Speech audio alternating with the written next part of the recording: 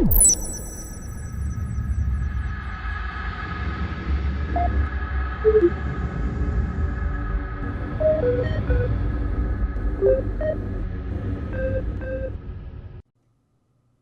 reasons why the multifarious Xenos races of our galaxy desire humanity's extermination are as diverse and pathetic as they are themselves. For the Eldari, they fear that our species has done what they could not, rule the galaxy with an ironclad manifest destiny none can deny. Their Drukari kin simply wish to use us as sport, or to prolong their disgusting existences yet a few more solar days. The upstart Tau seek to carve their own stellar empire, ideologically driven to oppose all that our great Imperium stands for. In a similar fashion, albeit separated by the gulf of millions of years, the hosts of the Necrons rise from their sepulchral complexes to reclaim a galaxy they foolishly believe is still theirs by ancient right. Even the Greenskin menace desires to destroy us, if only for the thrill and nourishment of combat, their base barbarian desires driving them to war for its own sake. But there is another scourge that we yet face, one whose driving force would be considered pure, were it not for the sheer hideousness of its design.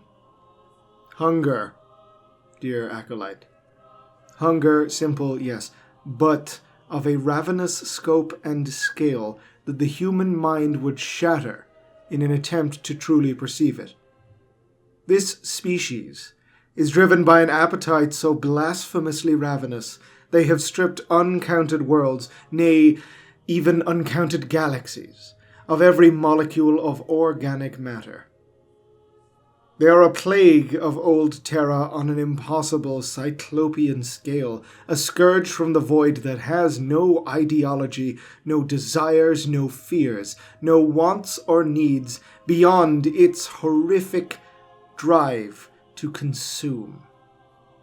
It possesses no name beyond the one we have given it, for it has no need of one. It cannot be bargained with. It does not hold the concepts of surrender or mercy or parley as anything other than abstract nonsense.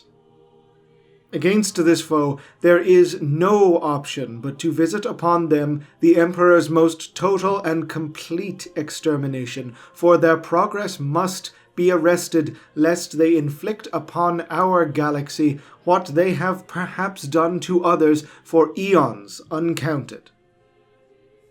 Know then that this is a record of the scourge from the great darkness, the pan-galactic infestation, the hive fleets of the Great Devourer, the Tyranids.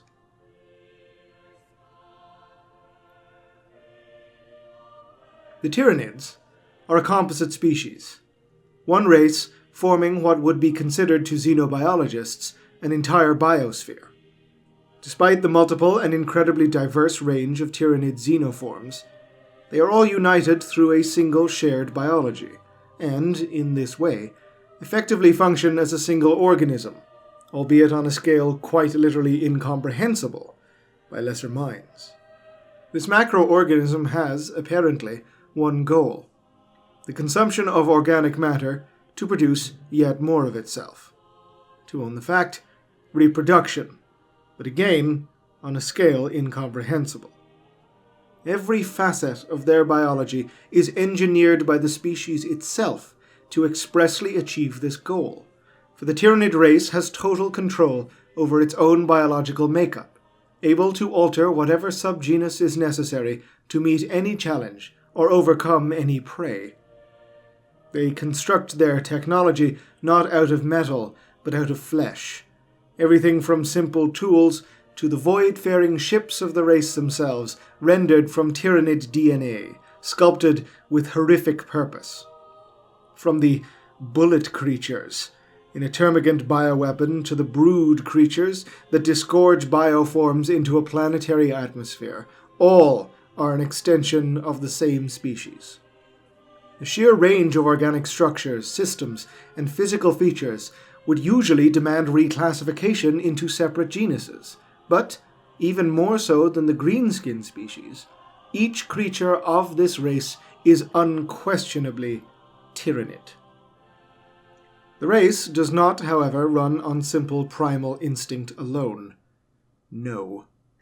By dread intelligence are the swarm fleets controlled and directed. The mere existence of untold billions of creatures merges in the realm of Psychana to create a blasphemous gestalt intelligence Imperial records have come to term the Hive Mind. As with all things concerning this predator species, this is not the name it has given itself, for this macro-mind has no need of such paltry things. The collective consciousness drives and empowers every Tyranid creature, from the smallest to the largest, directing hive fleets as a human would direct limbs of their body. This does not mean, however, that every creature in the swarm is itself a psyker. The lesser entities of the race are little more than beasts, bred with rudimentary but nonetheless incredibly vicious predatory instinct. When the hive descends upon a prey world, larger creatures serve as psychic conduits, synapse nodes, through which the will of the hive mind can direct the swarm. During battle, it is common now that the larger bioforms be given higher target priority, as disrupting their control over the herds of lesser beasts leaves the latter loose from hive control, and prone to cannibalism and wanton violence. The hive mind itself is impossible in both scale and scope. Human psychers who have attempted to contact it in a vain attempt to discern motive or intent from its depths have found their minds simply shattered into a billion pieces by their efforts, even to the point of simply being killed outright.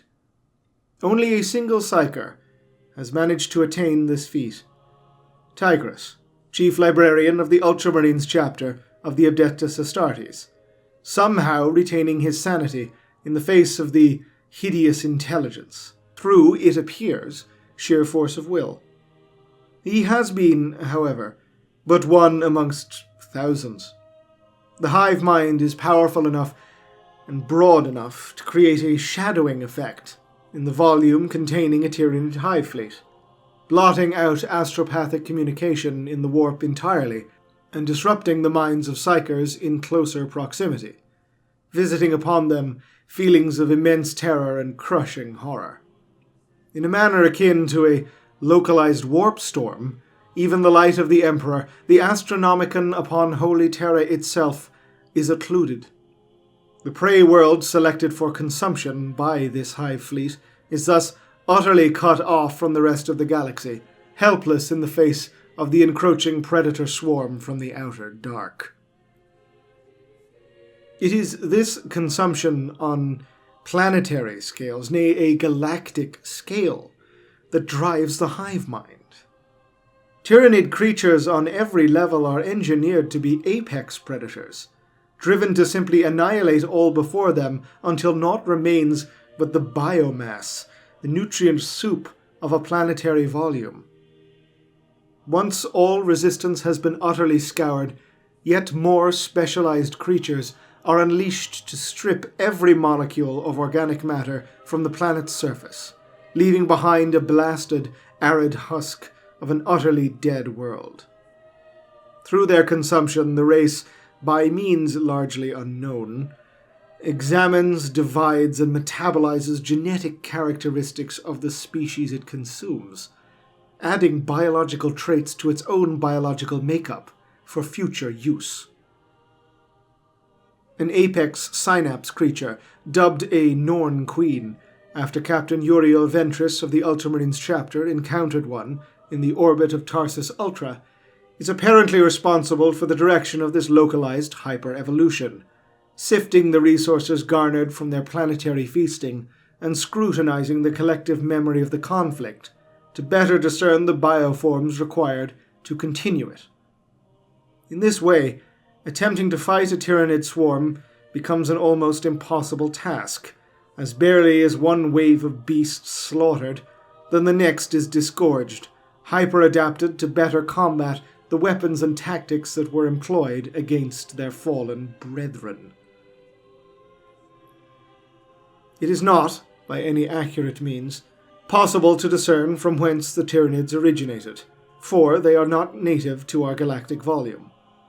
Indeed, it is not even possible to pin down even which galaxy they emerged from. All that Imperial scholarship can be certain upon is that they have emerged from the deep intergalactic void space, from somewhere else within the local group galactic cluster. Quite how long their fleets of bioships crossed the void is itself also unknown, ranging anywhere from millennia to potentially millions of years. It has been theorized by those privy to this damnable knowledge that, given how the race functions, it is possible they have left tens, hundreds, even thousands of dead galaxies in their wake, and billions of extragalactic Xenos dead and rendered into the nutritious chemicals that fuels the ever-expanding predator. We will likely never know. The Hive Mind is not an intelligence that can be spoken to, and the species itself not one with any care for records or history or knowledge. It simply is. Perhaps it has always been. It itself likely does not know, or indeed care. Blasphemies. Utter blasphemies. Excuse me. Imperial histories officially note the date of first contact with the Tyranid race as being 745 M41, upon the planet Tyran, from whence they now draw the designation we know them by. Contact had been preceded by odd and worrying reports from Adeptus Mechanicus exploratory teams and rogue trader flotillas in the galactic region, who, over the course of a solar decade, logged a disturbing number of worlds previously surveyed as having been reduced to lifeless spheres of rock. Where previously these planets had boasted verdant biospheres, they were now rendered completely barren. Remarkable that not even trace bacteria remained. No evidence was left that spoke to any cause of such catastrophes, as a regular balance of, for example, the function of the local star, or the fabric of real space, remained perfectly as expected. While these reports were forwarded with haste to both the Explorator General on Mars and the Adeptus Administratum on Terra, no further action was taken to investigate them, as the wheels of Imperial and Mechanicus bureaucracy grind slowly, and the intelligence likely went unnoticed in the data stacks of both organizations. The Mechanicus would, however, pay for their negligence, as unto the ocean world of Tyran Primus, and upon their own facility there, the Tyranids made first planetfall. The Hive Fleet had been patient, as only an extension of the Cyclopean Hive Mind could be. It had spent the years previously stirring from the cold of the outer void carefully, ingesting the biomass of uninhabited worlds to rebuild its own reserves. Regained to impressive strength, it set upon Tyran, and there was nothing even the formidable defenses of an eastern fringe Mechanicus outpost could do to stymie the tide of chitinous bodies. Despite this, and in a credit to both his order and species, Majos Varnak, nominal commander of the outpost, recorded as much data upon the invaders as he could, recognizing the menace as something entirely new in the annals of the Imperium. Secreting the resulting codex in the deepest mining shaft of Tyran, and hoping the distress signals of the world would reach greater civilization, Majos Varnak and the last defenders perished in the face of the unstoppable swarm. It would be a full year before the Ordo Xenos, represented by Inquisitor Cryptman, were able to investigate the world and discover the full horror of what had occurred there. The sacrifice of Tyran, however, would provide the Imperium with priceless data for the upcoming conflict, as the Hive Fleet, now dubbed Behemoth, was making all haste to the worlds of Ultramar, heralding the beginning of the First Tyrannic War. Since the advent of Behemoth, however, Biologis Investigatus Magi have posited numerous theories upon the first arrival of the Great Devourer into this galaxy. Our Imperium does not want for megafauna, and some of the more dangerously heretical amongst the learned of our empire point to the similarities between creatures such as the Catachan Devil or the Fenrisian Kraken as being evidence of Tyranid seed entities that may have become part of local biospheres across the Imperium millennia or even millions of years before Behemoth's arrival. While one cannot ascertain the veracity of this, records do corroborate the presence of Tyranid bioforms loose in the galaxy in 2 cases absolute, and 1 case yet to be determined. The Gene Stealers of the moon of Ymgarl, first catalogued as an unknown Xenos race in 500 M41, were extant at least 200 years standard before the arrival of Hive Fleet Behemoth, as well as scattered reports of similar creatures aboard the space hulks that drift the tides of the warp. Additionally, records declassified by Inquisitor Amberly Vale of the Ordo Xenos as part of her archives on the life and career of the heroic Astra Militarum Commissar Caiaphas Kane, chronicle that, as part of this commissar's service on the ice world of Nusquam Fundamentibus, discovered hibernating Tyranid bioforms in the ice of the planet, dated by the Mechanicus as having been over 7 millennia old. This incredibly disturbing discovery would mean that the Hive Mind had its tendrils active in the galaxy, albeit in a much smaller, perhaps scouting capacity, since M34, only 3 millennia after the ascension of the God Emperor to the Golden Throne. Finally, and sadly impossible to confirm, is the case of the Legion of the Ouroboros. Penned by the Cardinal Miriamulus the Elder of Thracian Primaris, his is a history that speaks of a strange Xenos horde unlike any previously recorded, attacking the Helican sector in M36.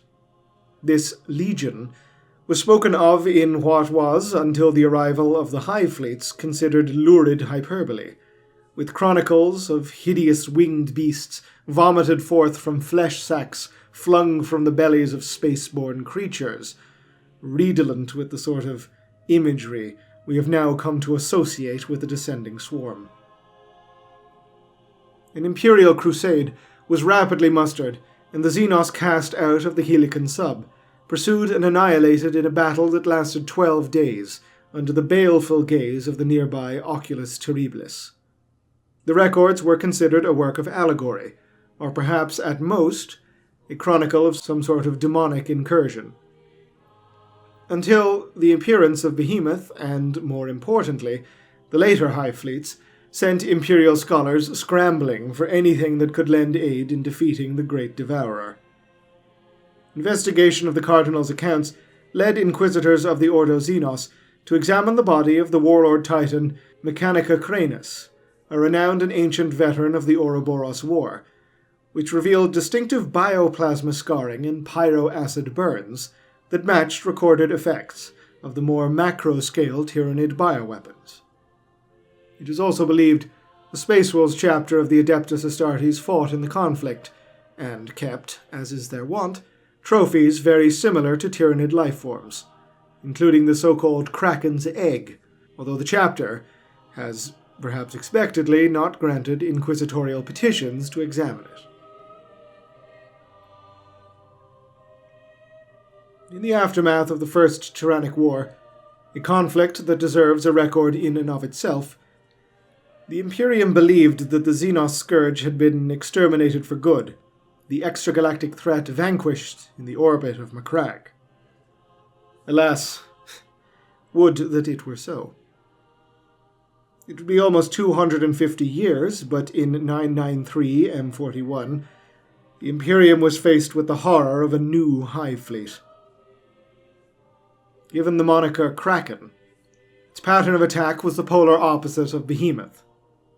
Whereas the previous fleet had acted as one single swarm, a hammer blow into a sole system, Kraken spread its tendrils over an impossibly vast volume, encroaching upon the galactic east and cutting off entire sectors of the Imperium as a dozen different sub-swarms attacked simultaneously. The shadow of the warp spread by these hive fleets cut off those regions from the rest of humanity, and there was little we could do save watch whole regions of the galaxy be swallowed in the darkening void. Then, scant years later, yet another threat. We had assumed, in our wholesale ignorance of the Tyranid race, that they were a threat emerging exclusively from the dead space beyond the eastern fringe, and that our defenses ranged against them could be concentrated in that direction as such. Mistaken fools were we, as we observed, aghast, as the tendrils of Hive Fleet Leviathan struck the Imperium from below the galactic plane. The full magnitude of the threat these Xenos pose does not render you terrified, perhaps this will. Whether by initial intent or simply due to the resistance our Imperium has posed to both Behemoth and Kraken, the Hive Mind has sent its third apocalyptic swarm to circumvent our galactic plane itself and strike at worlds at the very heart of our Imperium. With each year that passes, more fleets emerge, smaller perhaps than the three greater hives, but still deadlier than can almost possibly be imagined. Gorgon struck for the Tau Empire. The Drukhari stirred the ravenous hunger of the hibernating Hydra. Skyla and Charybdis move in tandem, tendrils devouring in concert like a dread helix. Moloch ravages the regions around the ghoul stars. Ouroboros, previously thought legend, now has re-emerged, taking its name from the histories of the long-dead Cardinal of Thracian Primaris. Worse yet, we do not know how many more lurk out there in the dark. Has the Hive Mind decided our galaxy needs its total attention? Has that hideous intelligence sent its full might against us, or have we barely seen the beginning? Are the hive fleets that scour our precious worlds of all life but the vanguard? Perhaps they represent a paltry percentage of the species' true number, a sliver of the hive mind's nearly infinite strength, and galaxies more await, biding their time, or are already approaching, trillions upon trillions upon trillions of chitinous bodies who shall not cease until we are rendered into nothing more than food, to produce yet more of their profane kind. Is this the fate of our Imperium? Not to be rendered to fire by the hand of the archenemy, smashed under the fist of the greenskin, scoured by the Necrons, but instead as supper to some impossibly vast alien meta-predator. I say nay. I refuse to believe it. I have to refuse, for the alternative is to simply give in to the sheer scale of the foe we face. So I must spit upon the hive mind and its devourers. Let them come. Let them taste imperial bolt. Let them perish under imperial steel. Let them test the resolve of human faith, for they will see that it cannot and will not be found wanting. Ave Imperator. Gloria in excelsis terra.